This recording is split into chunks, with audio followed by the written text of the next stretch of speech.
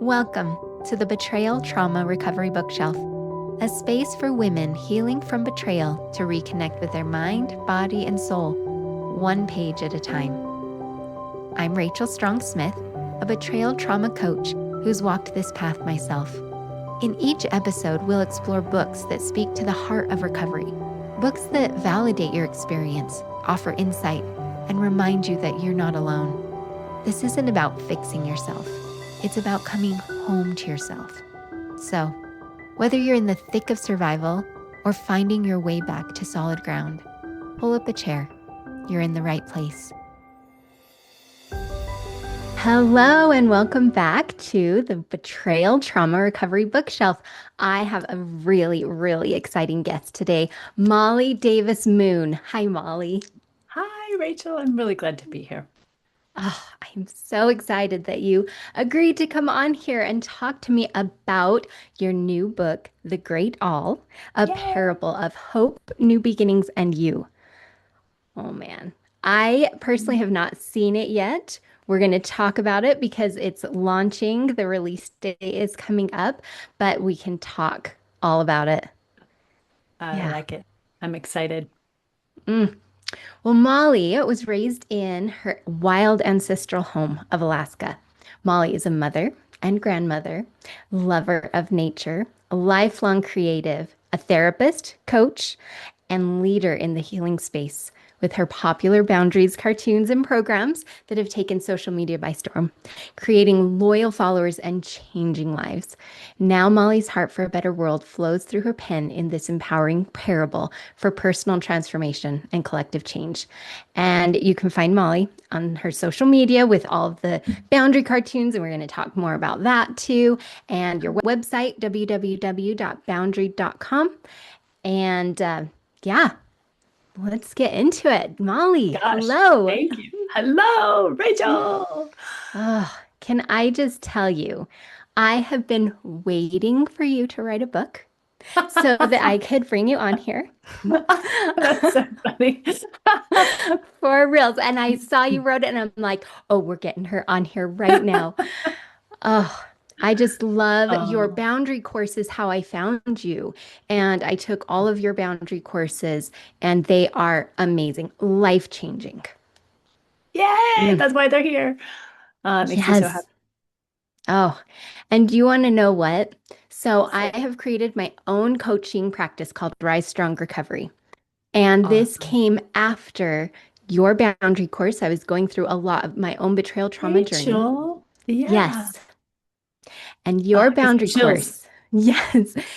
The part where you talked about the butterflies and transformation and how they turn into soup, that was what inspired me to do my logo for my coaching, which is a What? butterfly in hands. I did not know this. No way. Oh, now I have full body chills. You know, Rachel, that is what there's this vision that I had that burst the whole program into being because I didn't even want to be on social media or on the internet or, the most I unlikely get that. person. I bet you do. There's a dragging, kicking, screaming thing of like, not me, you've got the wrong person. But there's such a vision in me and it's so strong still that there are so many leaders, healers, helpers. There's so many compassionate people out there of so much to give, but we are drained in toxic relationships. We're remaining loyal, year after year after year, while betrayal's happening, a variety of other things that can happen. And in my say vision, because it's almost like a spiritual thing in a way. I don't have a word to give it, but I saw all these people coming into their power far outshining me. I just, and yay, that is why I'm here and that's why I'm doing what I'm doing, because we together can change the world. And that's really meaningful to me. Thank you for sharing that. Whew. Yes. Yes. Thank you. That just, oh, that really touches me because your compassionate revolution, I feel a part of it. And I'm so grateful to be a part of it. Whew. Yes, so happy to be here with you. Wow, Mm, you kept that. So I just want all listeners to know Rachel didn't tell me this extra cool stuff before we talked. that It's was genuine reaction, huh? Yeah. wow. So thank you. I just am just so It's my excited honor. to be able to share that with you. Oh, it's my honor. Hey, let's dive into your book. I am so excited to talk about this. So, in your book, you've told me that it came to you in a meditation, like a vision, kind of like this download, right? Can you share what that moment was like and how you knew this Yeah. story was meant to be shared with the world? Yeah, I guess we're gonna have a vision. I forgot about that. So um, I'm outing my weirdness. I think many creative people who are inclined to be creative probably experience this as well. Um, I like being intellectual. I like being analytical. There are things that can go in charts and spreadsheets. But when it comes to the actual creative process, it's kind of wild and woolly. I've had so many different times where when I was gonna sit down and make a boundaries cartoon to post in the morning, I'm like, I wonder what I'll make. I haven't even known. And then I sit down and I'll maybe think real quickly, what would Molly 20 years ago really have loved to see? And then bloop, Mm. here's this idea. So, I mean, I'm not saying that happens all the time, but some of my favorite cartoons that came out of me, I almost feel like, in a way, I can't even take credit for them because, like that, I don't know if you ever saw that one. There's this one where this person is reaching out to help another human with their suffering emotions, and their emotions have, I don't know, it's like they're a little bit on fire or something like that, and this person's like, how can I help you heal this? I can't remember the exact words. And behind them, their own feelings are like there's a bonfire happening in their own emotional health, but they're busy helping the emotional health of somebody else who has a little bit of a flame, a little bit of a problem. And I remember that cartoon just literally came to me. It just popped in my head. I'm like, I gotta draw this now. And I say all that because this book happened kind of in that same way. And I actually have, there's two copies that exist in the world. Yes, And look at it. they're like a printer advanced peak so that before the publisher said yes on it. And so I actually had this book come to me, and I'll show a few pages. It's fully cartooned, all by hand. Actually, it's even the words are my handwriting, but I I'm so lucky love to find a that. publisher to see the vision and want to do it. I was thinking relevant to being a therapist. I was thinking, I get I get dark and light, day and night. I get that there is actually beauty in all of it. The day brings beauty, the night brings beauty. You really can't call one good or one bad in a way. The dark times of my life have actually been the place that the most growth happened. I'm not saying it was fun, but looking back, I see the point, I see the purpose. And I'm talking to God or the universe or whatever, just whoever it is that I talk to. I'm like, but what about evil? And I know lots of humans have asked this question, but there's those, how there's those things that happen that they're not a well-intentioned person accidentally doing harm. They're actually calculated, cunning, intentional, with zero conscience about the pain that happens on the other side. And I was thinking of some of my amazing therapy clients before I went when I was a therapist, like stuff that happened to them when they were little, that it's like mind blowing that someone would do this to a child and not just do it once, but do it over and over and over. And I was just like, why evil? And I don't know why. I don't, I mean, I've probably asked that a million times, but at that moment, I'll say the universe just to be general and respectful of everybody. Insert higher power of choice. The universe just answered. And Rachel, I had a whole cartoon movie kind of play out in my head. And that is actually what this book is. I was like I was watching a movie or in it and watching it, and it completely changed my life and my understanding of me and my place in the world and us and what's happening right now. Yeah, that's the. Oh, I mean, there's a longer, even more windy yes. version. That's Oh, a condensed it- version. yes. Oh, I feel that. I feel it's a conduit to truth. And I love the Yeah. simplicity of the cartoons and the way that it's written. And again, I haven't seen it yet, but I'm on the pre-order list. Oh, thank But you. because it really it doesn't go into the intellectual, but we Yes. can speak with the symbolic, which is a universal language. 100%. It's like the whole body can get it. And then what's fun about, and you know from us getting to work together, but that a lot of the boundary stuff is taught in that same way because, well, it's just how I get the information that Mhm. works for me. It's just how I get it. That's what changes me, not the head knowledge. So that's also then how I teach it. But I love it when truth hits and then it can filter up into the brain and the brain can go, now what do I want to do with this? It feels like that's the brain at its best versus the Mhm. brain trying to come up with what what is the truth for me? The brain has I feel like that's a job the brain's not actually very equipped to do because the brain's always going to be like, "Oh, I'll tell you what's the truth for you. Let's think about all your past trauma." Thinking in terms of Mhm. betrayal and Like the relationships. mhm. What's true for you? Oh, Mhm. men suck or whatever. How whoever did the betrayal. Relationships are terrible. You can't trust anybody. You're not enough. You're not worthy. If you would have been better, they wouldn't have done it. All the 8 million different things that the brain doing its best is trying to like, I'm trying to do the math here. 2 + 2 = 4. Yep. Yep. Relationships are terrible. Mhm. You can't Mhm. trust anyone. And that sets you up for like, what if you meet someone new who's amazing? Your brain will actually set you up to be anti-relational now because you you can't actually follow your intuition, your instincts, and maybe that Mhm. person's really healthy. And it's like I think it's so important. Our heart really can attune to truth so much easier, so much swifter. And then the heart can give that sense to the brain, and the brain can figure out how to put it into language and words. Brain's actually really good Yes. at that. Yes. Oh, and there's the rider and the elephant, which Yes, is just exactly. my favorite, favorite, favorite, They're favorite. such a team, actually. Yes, they are Yeah. a team.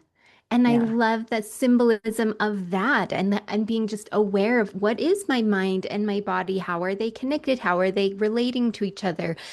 Yeah. Is my elephant, my body, Yeah. tucked away in a cage, far, far away from the So rider? that's where I used to keep mine. Yeah. Yep. Because we're Yes. taught Oh, in this dominant culture that our head is supposed to be in charge. And I mean no ill will to our head. Our head is absolutely amazing, but it's really yes. not equipped. And again, back using kind of betrayal trauma in a relationship as it's a terrible thing.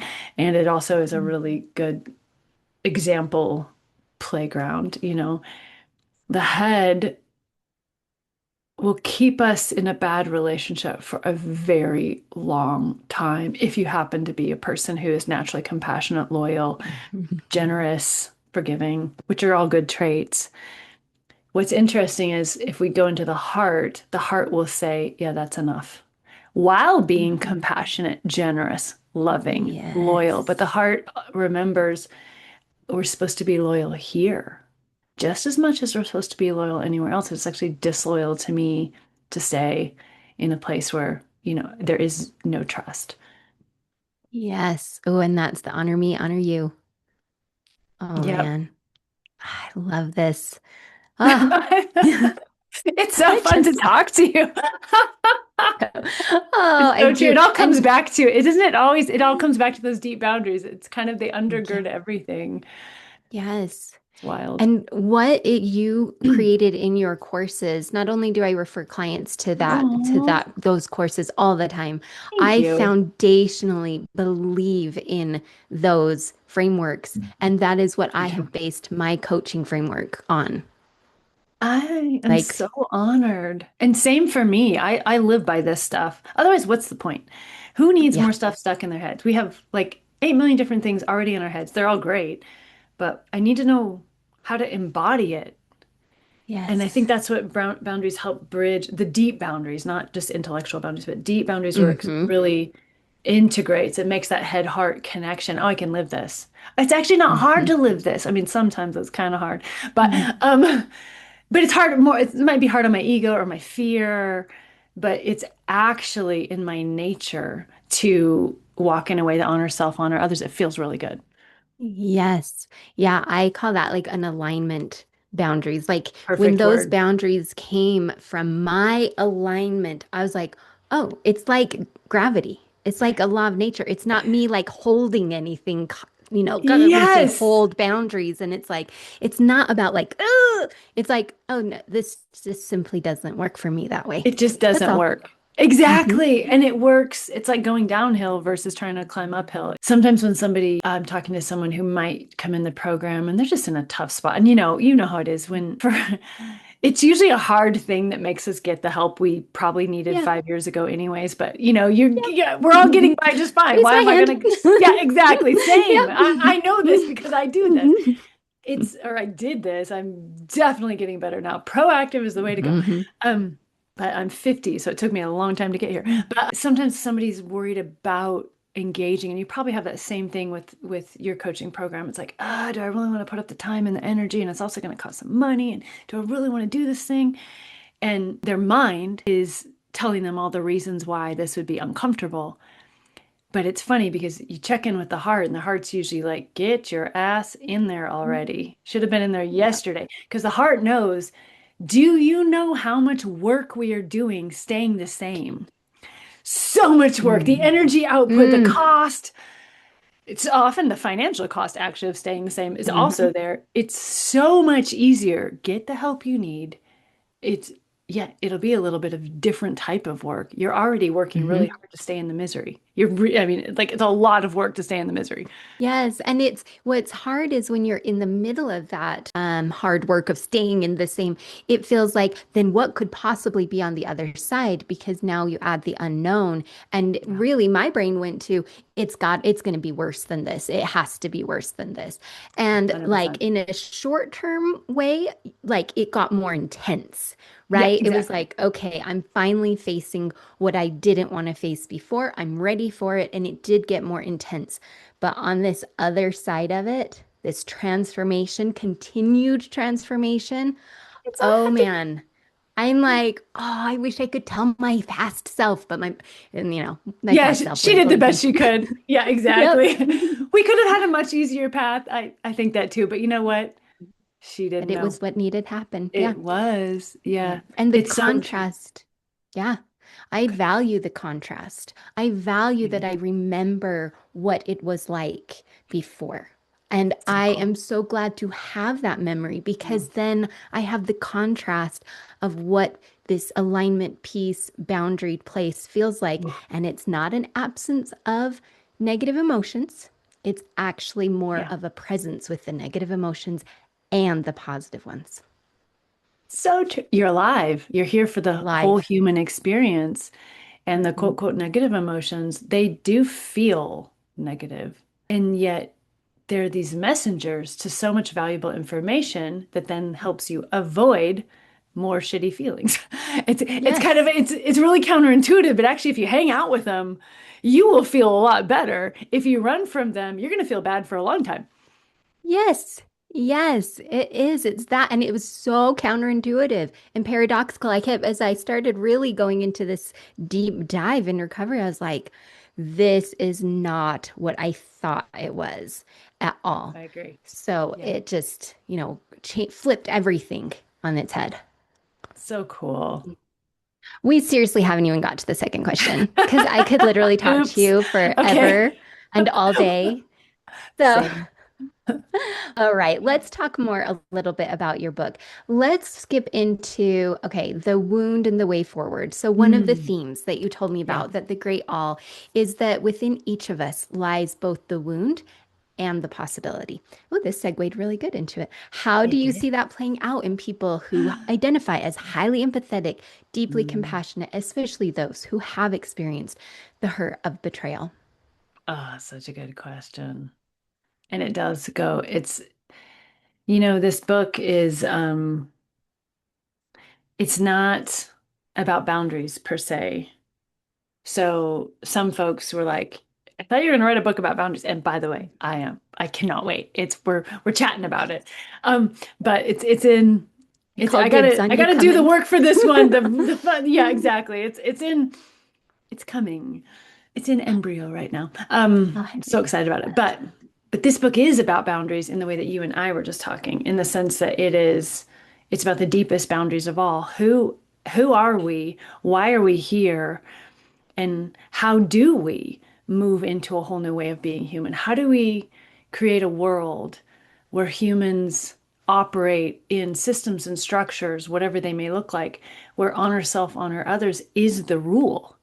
Because if you think about it, the way our world has worked, and Mm. not everywhere in every place, of course, but what we know of in the West as dominant culture, it's not an honor self, honor others system. And it hasn't been for a long time. It's a somebody gets honored and somebody gets dishonored. And so a micro version of that would be betrayal trauma in relationships. Somebody is getting Mhm. honored in the sense of they're having a great time, kind of. I don't know if it's really that great of a Yeah, time I to, know. but still, they're experiencing pleasures at the cost of somebody else. Someone else is Mhm. paying.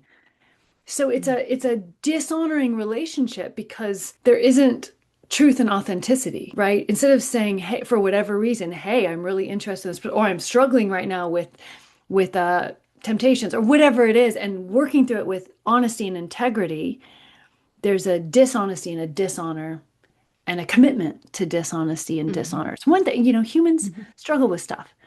So dishonoring somebody, just in case anyone is a compassionate perfectionist, there's a lot of us, and they're like, "Oh my gosh, sometimes I dishonor people. What does Yeah. it mean?" Like, I'm not saying that, but when the desire to dishonor somebody arises in my heart, or the desire to walk outside of my integrity, or I find that I am walking outside of my integrity, what do I do? That's the question.